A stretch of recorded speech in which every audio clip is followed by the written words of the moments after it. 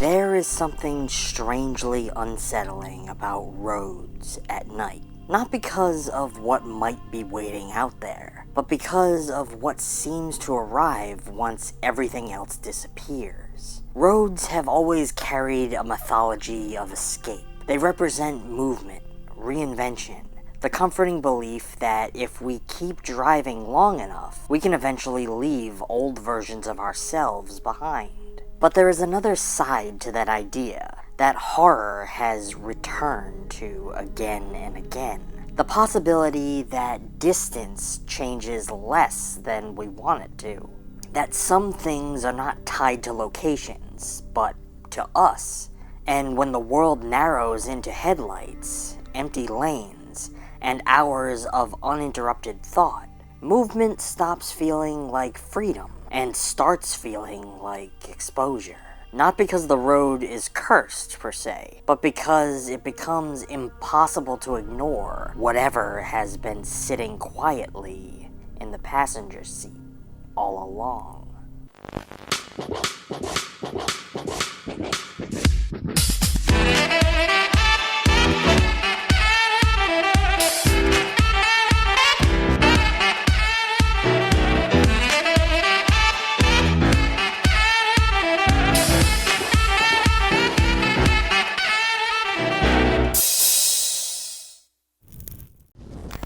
Hello friends, and welcome back to ETF. There is a particular kind of horror that doesn't come from monsters. It comes from the freedom of the open road, that perpetual movement, from realizing that forward motion, the thing we're taught to associate with freedom, progress, and escape, might actually be the mechanism delivering us somewhere terrible. That is the feeling I kept returning to while watching Passenger.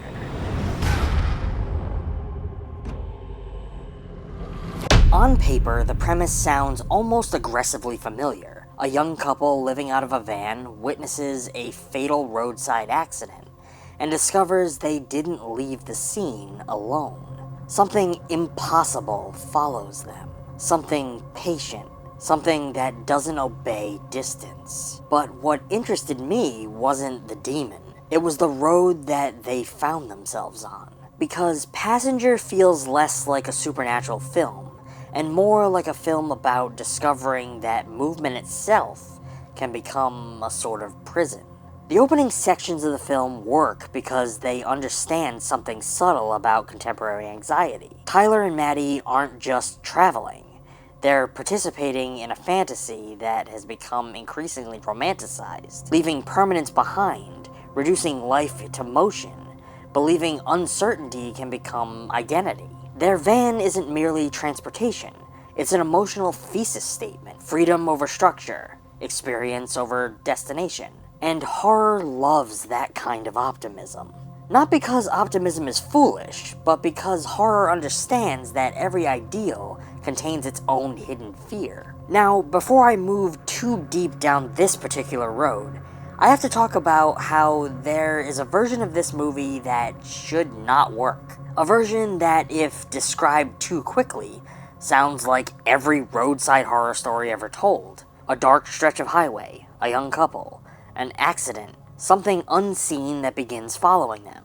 Every mile forward only tightening the knot. We have seen this road before, in films like The Hitcher, Munger Road, Penny Dreadful, even in episodes of television like on Supernatural.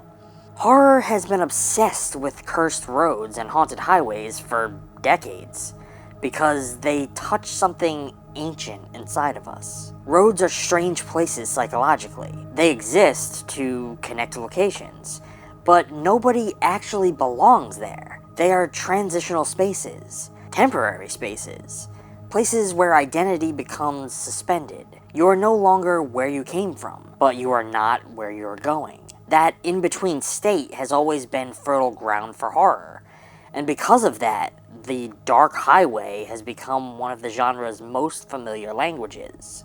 Usually, the formula is kept simple. You enter the road, you encounter something unnatural, you discover the road itself was never meant to be traveled. The terror comes from physical entrapment, But what makes Passenger interesting, at least to me, is that it quietly changes the terms of the equation. The road is not haunted per se, the characters are. That distinction changes everything, because traditional cursed road horror treats the highway like a destination disguised as a path. The road has agency, the road wants something, but Passenger feels more interested in the opposite idea. What if the road doesn't care at all? What if the highway is completely indifferent? What if the thing destroying you simply happened to meet you there? That subtle shift transforms the film from folklore into psychology. The endless highway in Passenger doesn't feel evil.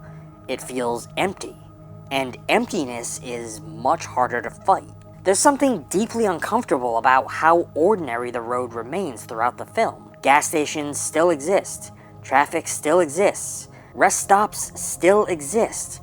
Nobody else notices anything wrong. And the cinematography actually points this out in various shots. The world continues functioning.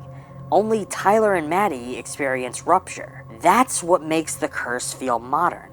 Older cursed road stories often suggest hidden dimensions beneath reality. Roads to hell, phantom exits, impossible loops. Passenger doesn't really do that. Instead, it presents something much more familiar to contemporary anxiety. The terrifying realization that catastrophe does not necessarily announce itself. Life doesn't suddenly become distorted. It just becomes impossible to inhabit the same way again. That's why I think the highway imagery works. Driving is one of the strangest things human beings do. You sit in a moving room for hours. You stare forward. You think. You replay conversations in your mind. You imagine possible futures.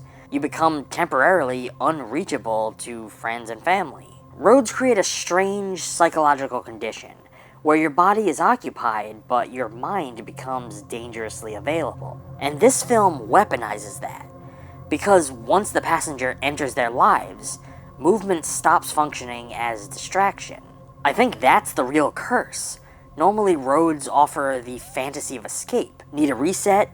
Drive. Need clarity? Drive. Need distance? Drive. We instinctively associate motion with transformation. But this film asks a cruel question. What if movement only gives your fear more places to exist? That idea feels much closer to how anxiety actually works. People often imagine fear as something aggressive. But some of the worst fears are passive. They don't chase, they accompany. They sit quietly. They wait. The film understands this in ways I didn't expect. The entity rarely behaves like a classic predator. It behaves like awareness, and awareness is impossible to outrun. I think that's where Passenger starts feeling less like roadside horror and more like a film about the collapse of emotional geography. Because geography assumes locations mean something. Home means safety, road means transition, destination means resolution. But psychologically, those borders break down all the time. People carry grief into vacations. They carry anxiety into relationships. They carry loneliness into crowded rooms. And suddenly every place starts feeling identical. I think that's what this version of the haunted highway starts to become. It's not necessarily a road you can't leave. What Passenger seems fascinated by is the uncomfortable question underneath modern escape fantasies. What happens if you discover that you brought yourself with you? The accident becomes the film's psychological rupture. Before that moment, the road means possibility. After that moment, the road becomes repetition. That shift is where I found the film to be unexpectedly compelling. Because the passenger itself, the entity, the pursuer, the impossible thing in the rear view, never felt entirely literal to me. It felt more like accumulated consequence. Not guilt in the moral sense, more existential than ethical. The horror isn't that they saw something. The horror is that once they witnessed it, they became unable to return to being people who hadn't. That feeling is deeply recognizable to me. There are moments in life where something changes and there's no dramatic transformation afterwards. You still wake up, you still drive places, you still make coffee. But internally, there's suddenly a passenger. A version of awareness that wasn't there before. And every ordinary moment becomes slightly less ordinary. That's where I think director Andre Overdahl succeeds more than some of the discourse around the movie gives it credit for. A lot of the criticism has focused on the mythology being underdeveloped, the scares becoming repetitive, and the back half becoming more conventional than its opening promises. Those criticisms are understandable, and they're not entirely wrong. Critics and audiences repeatedly pointed out the atmosphere and setup as stronger than the eventual explanation. But explanation was never the thing I found memorable. Fear always weakens when translated. What stayed with me instead was the sensation. The strange emptiness of the roadside spaces, parking lots at night, gas stations, projection screens, rest stops. Those liminal places where nobody intends to stay. There's something psychologically unsettling about those environments because they expose a truth that we spend most of our lives ignoring. Movement doesn't necessarily mean change. You can travel thousands of miles and remain emotionally stationary.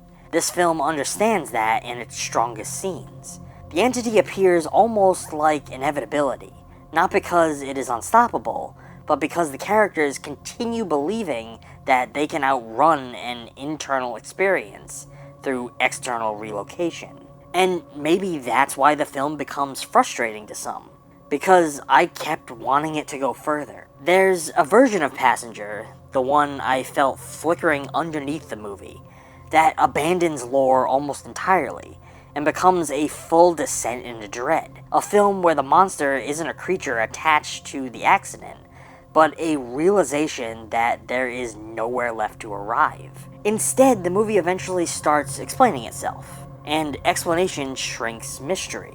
The more we see the passenger, the less impossible it feels. The less impossible it feels, the less it resembles the actual fears that the first act accidentally touches. Still, I can't dismiss it, because even in its unevenness, Passenger left me with an image I couldn't shake. Two people driving through enormous empty spaces, believing motion means safety, believing that if they just keep going long enough, eventually they'll cross some invisible line where fear no longer exists. But there are certain things in life that don't care how far you travel. They simply sit beside you, quiet, patient, until you finally turn and realize they've been there the whole time. What ultimately makes Passenger work is not that it reinvents horror through complexity. It reinvents it through perspective. In the same way that another film I've discussed, Round the Decay, took something as old and familiar as the creature feature and stripped it back into something intimate, patient, and emotionally grounded. Or how the recent Obsession brought a whole new perspective on the wish gone wrong trope, which, if you haven't checked out those videos, I hope you go back and give them a watch. Passenger approaches the Haunted Highway film with a similar understanding. These stories don't need bigger mythology or louder scares to feel new. They just need different lenses. The dark road has always existed in horror, but usually as a place where danger waits. Here it becomes something quieter and more contemporary, a space that exposes rather than attacks. The fear isn't hidden somewhere beyond the headlights. It's already in the car. And maybe that's why the film lingers more than I expected. Not because it completely rewrites the rules of roadside horror, but because it understands that some genres survive not through reinvention, but through reinterpretation. Passenger recognizes that audiences already know the language of cursed highways, endless roads, and impossible journeys. It trusts that familiarity and simply shifts the emphasis, from being trapped somewhere unnatural to realizing that movement itself doesn't guarantee escape. Like in Round the Decay, it proves that there is still life left in old horror frameworks, when filmmakers stop asking how to make them bigger and start asking how to make them feel more personal again. Sometimes all it takes to make an old road feel new is changing what's sitting in the passenger seat.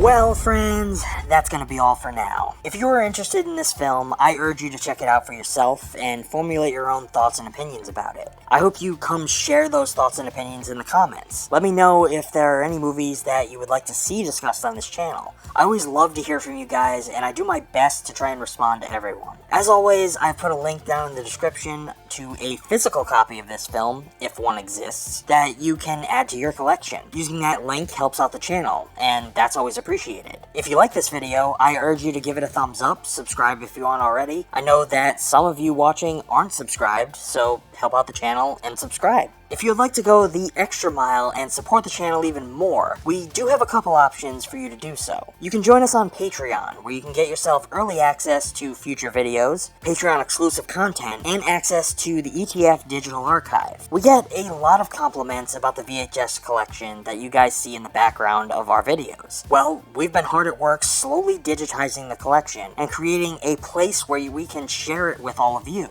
Thanks to the help of the Plex platform, we can now do just that. This is our way of doing our part in helping preserve that gritty, nostalgic VHS look and feeling before it's gone forever. With Plex, you can stream our VHS collection from anywhere at any time. It's basically like having a streaming service for VHS, which I think is pretty cool. Additionally, if you're tired of adding to your growing list of monthly subscriptions, you can help support the channel on Ko-Fi, where you can drop a single tip, the cost of a cup of coffee, or less. No pressure, no tiers required. But with all the same monthly benefits that you will find on Patreon offered as well. We also have a Mercari store where you can go and get yourself a little piece of the ETF archive. While collecting VHS, Blu-rays, and DVDs over many years, we wind up with lots of duplicates, and we unfortunately can't store them all. So on our Mercari shop, we have all of those for sale. Purchasing those not only expands your collection, but makes room for us to expand ours. All the links for everything are down in the description. Until next time, stay safe, and as always, thanks for watching.